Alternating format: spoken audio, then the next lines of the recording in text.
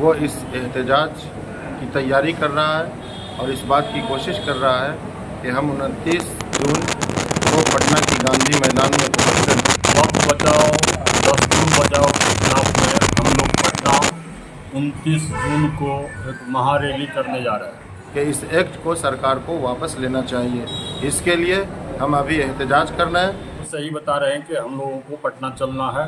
जो वक्त के विरुद्ध जो सरकार के द्वारा ये कानून लाया गया है जो हम लोगों के विरुद्ध है, हम लोग करते रहेंगे जब तक कि ये कानून वापस नहीं हो जाता, यानी ये वक्फ एक्ट 2024-25 वापस नहीं हो जाता है। वक्फ एक्ट को लेकर एक बार फिर मुसलमानों का एक जो बड़ा तबका है राजधानी पटना के गांधी मैदान में शामिल होने के लिए हमारे साथ बातचीत करने के लिए मौलाना साहब है, राजधानी पटना से पहुंचे हैं। क्या तैयारी है और किस तरीके से इस बार कार्यक्रम होने वाला है राजधानी पटना में?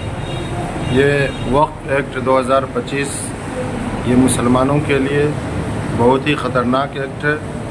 इससे वक्फ की जायदाद को हुकूमत नाजायज़ तरीक़े पे हड़पना चाहती है, जिसके ख़िलाफ़ यहाँ तमाम मुसलमान और हर वो इंसान जो जमहूरियत पर अपना ईमान रखता है वो इस एहतजाज की तैयारी कर रहा है और इस बात की कोशिश कर रहा है कि हम 29 जून को पटना की गांधी मैदान में पहुंच करके अपना एहतजाज दर्ज कराएं।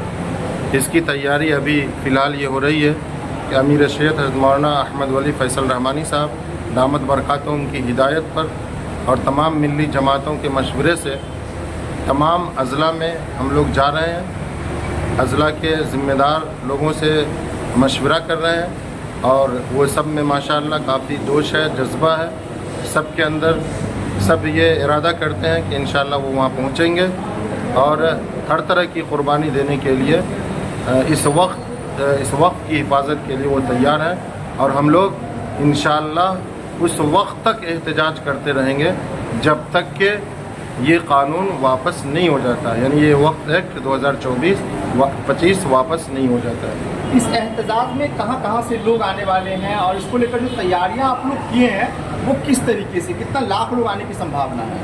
इसमें पूरे बिहार से लोग आएंगे और हो सकता है कोई और दूसरे सूबा से भी जो बिहार के करीब के हैं अज़ला जो लगा हुआ है वो भी आ सकते हैं और हम लोगों को ये उम्मीद है कि 10 से 15 लाख लोग तो ज़रूर इसमें शरीक होंगे इंशाअल्लाह। अभी आप राजधानी पटना इमारत शरीयत से आप लगातार बिहार का दौरा कर रहे हैं, जब ज़िले जा रहे हैं जो मुस्लिम समुदाय के लोग हैं उनसे बातचीत करें तो बता क्या रहे हैं, क्या मैसेज उनको क्या दे रहे हैं आप?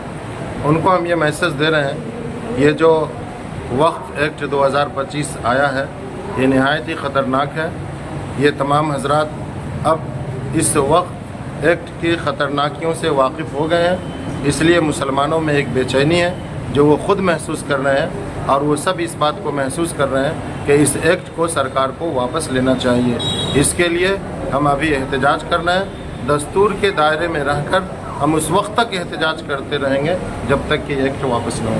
लगातार आप दौरा कर रहे हैं बिहार का, जब लोगों से मिलते हैं बातचीत करते हैं तो क्या इस कानून को लेकर लोगों में नाराज़गी है, वो अपनी नाराज़गी आपके सामने व्यक्त कर रहे हैं? ये तो आप खुद भी महसूस कर रहे होंगे कि लोगों में शदीद नाराज़गी है। यही वजह है कि इससे पहले हर ज़िला में एहतजाज हुआ और आपने मधेपुरा ज़िला के एहतजाज को भी देखा होगा कि मुसलमानों ने इतना बड़ा एहतजाज कभी नहीं किया। तो जब हुकूमत को ये अंदाज़ा लगा लेना चाहिए कि हर मुसलमान ही नहीं बल्कि हर वो इंसान जो मुल्क की सालमियत चाहता है, जो इस मुल्क की हिफाजत चाहता है, वो ये चाहता है कि ये वक्फ एक्ट 2025 वापस हो। जो है सरकार ये कह रही है कि इस कानून से कोई दिक्कत परेशानी ना हो, लेकिन आप लोग इन बात को लेकर लगातार दौरा कर रहे हैं, बड़े बड़े प्रोटेस्ट कर रहे हैं, बात आप दोनों के बीच बन नहीं रही है। तो अंतिम क्या आप लोग सरकार को इन बात को मनवाकर इन बात को मानेंगे? देखिए, सरकार चूँकि जानबूझ करके मुसलमानों के ख़िलाफ़ एक न एक कोई कानून या एक्ट वो पास कराती रहती है। जब दस्तूर ने हमें यहाँ अपने एतबार से जीने का हक़ दिया है तो फिर ये हुकूमत हमें बिला वजह मजबूर करती है और हम दस्तूर में जो हमें हुकूक दिए गए हैं वो हुकूक हम ले करके रहेंगे, चाहे हुकूमत आज दे, कल दे, जब दे, इसको देना पड़ेगा, इसको मजबूरन ये एक्ट वापस लेना पड़ेगा। आप मधेपुरा घूम रहे हैं, मुस्लिम समुदाय के लोगों से, जिम्मेदार लोगों से बात कर रहे हैं। इनसे पहले भी प्रोटेस्ट हुआ, काफ़ी शानदार, काफ़ी जानदार है। अब जो मधेपुरा पहुंचे हैं, जो मुस्लिम लोगों से मिल रहे हैं, बातचीत कर रहे हैं, तो वो क्या इस कार्यक्रम में शामिल होने को लेकर, तैयारियां को लेकर क्या कुछ बता रहे हैं? आपने खुद भी अंदाज़ा लगाया होगा, हर मुसलमान एक दर्द रखता है, उनके अंदर एक बेचैनी है, और हर शख्स ये चाहता है कि ये एक्ट जितना जल्द हो वापस हो, और वो जब तक वापस नहीं होता है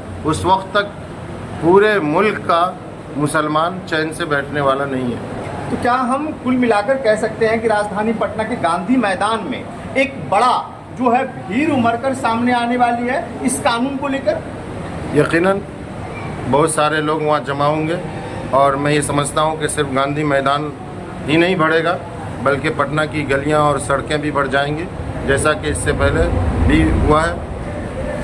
शुक्रिया बातचीत करने के लिए। तो देखिए, राजधानी पटना में एक बड़ा जो है प्रोटेस्ट होने वाला है, क्या तैयारी है और किस तरीके से आप इसको देखते हैं? वक्त बचाओ दस्तूर बचाओ के खिलाफ में हम लोग पटना 29 जून को एक महारैली करने जा रहे हैं। इसमें हम लोग मधेपुरा से लगभग 50,000 आदमी गांधी मैदान में जमा होंगे, और वक्फ और दस्तूर के खिलाफ जो सरकार के द्वारा यह कानून लाया गया है उसके खिलाफ हम लोग धरना प्रदर्शन करने जा रहे हैं। तो आप लोग लगातार घूम रहे हैं, गांव कस्बा जा रहे हैं, लोगों से क्या बता रहे हैं? लोगों से यही बता रहे हैं कि हम लोगों को पटना चलना है, जो वक्फ के विरुद्ध जो सरकार के द्वारा ये कानून लाया गया है, जो हम लोगों के विरुद्ध है, हम लोग के शरीयत के विरुद्ध है, इसलिए हम लोग इसके विरुद्ध में प्रोटेस्ट करने जा रहे हैं। आज पटना इमारती शरियत से काफ़ी उलमाए कराम आए हुए थे, क्या बातचीत चल रही है? उन लोगों का यही आह्वान करने, इमारती शरियत से आह्वान किया गया है कि 29 जून को आप लोग पटना आइए।